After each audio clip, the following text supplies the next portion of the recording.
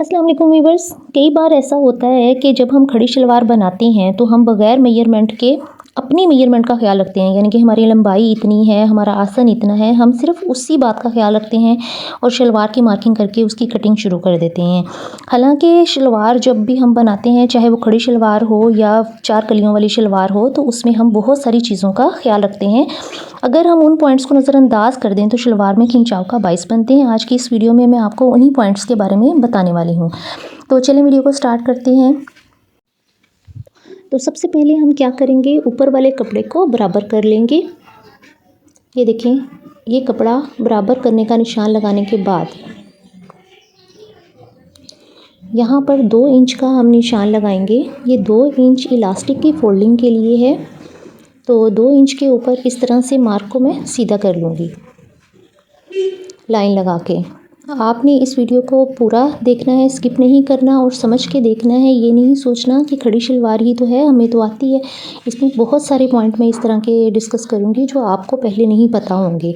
तो इस तरह से 2 इंच को छोड़ते हुए अब मैं शलवार की लंबाई ले लूँगी। अब शलवार की लंबाई यहाँ पर मेरे पास है 33 इंच तैयार। 33 इंच शलवार की तैयार लंबाई है।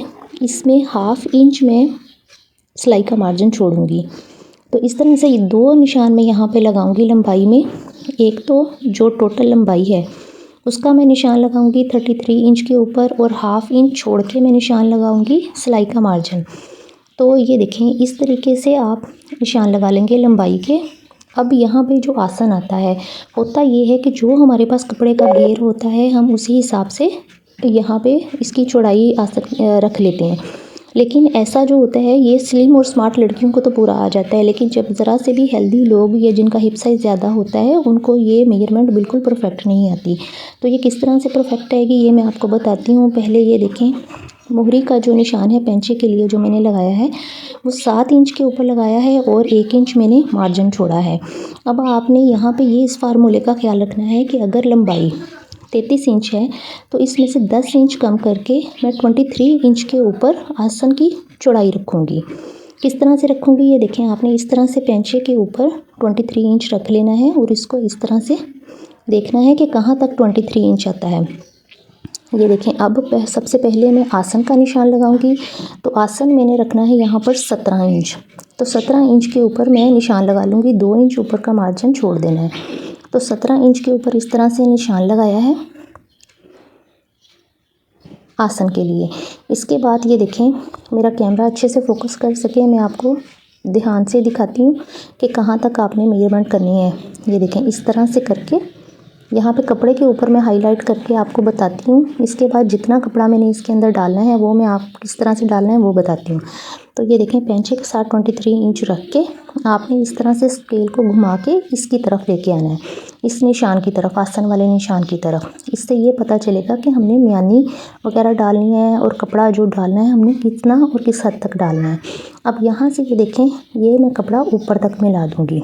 मैं सीधा कपड़ा बहुत ज़्यादा अटैच नहीं करूँगी, इसमें सिर्फ उतना कपड़ा डालूंगी जिससे ऊपर का घेर भी बहुत ज़्यादा ना हो और खिंचाव का बाइस भी ना बने। तो ये देखें, इस तरह से मैंने मार्किंग कर ली हुई है। इसके बाद कपड़ा आपने किस तरह से मैनेज करना है वो मैं आपको बताती हूँ, क्योंकि अभी कटिंग किसी चीज़ की भी नहीं की हुई। तो कपड़ा कट मैं आपको बताती हूँ कि किस तरह करना है। ये देखिए, अगर आप यहाँ से यहाँ तक इसी तरह ले आते तो क्या होता कि ये मेजरमेंट पूरी नहीं है और खिंचाव का बाइस बनती। तो अब सबसे पहले या तो ये हो सकता है कि इसकी चौड़ाई पूरी करने के लिए इसको 4 कली वाली शलवार बनाया जाता, तो उसका ये हो जाता है कि धागे वगैरह बहुत ज़्यादा निकलने शुरू हो जाते हैं 4 कली वाली शलवार में।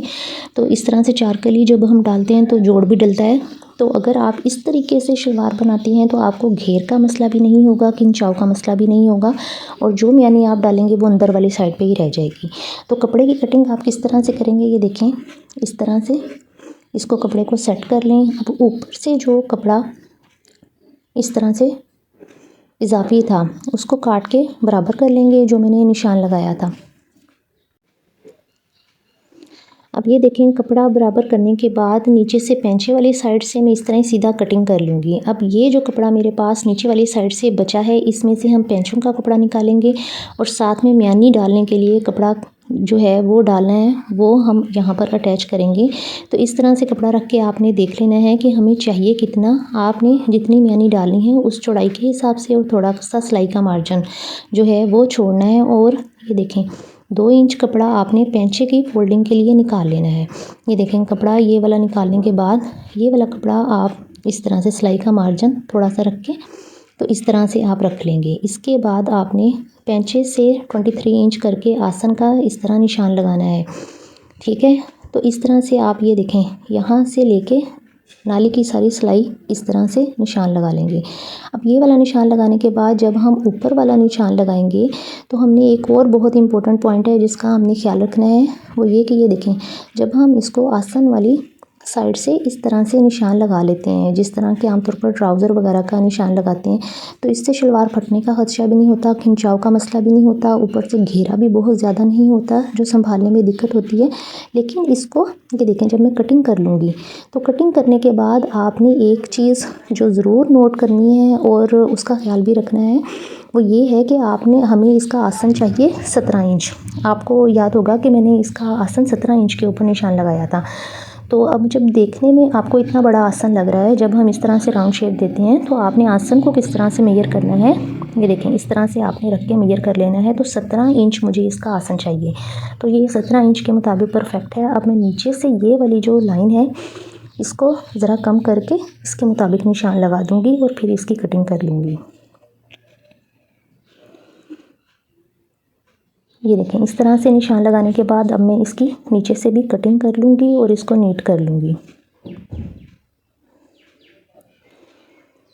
अब इसको सिलाई करते हुए मुझे आसानी हो तो इसके लिए मैं क्या करूँगी कि ये जहाँ तक मैंने ये देखें यहाँ तक मैंने डालनी है, यहाँ तक मैं इस तरह फोल्ड करूँगी और एक नोचिस लगा लूँगी।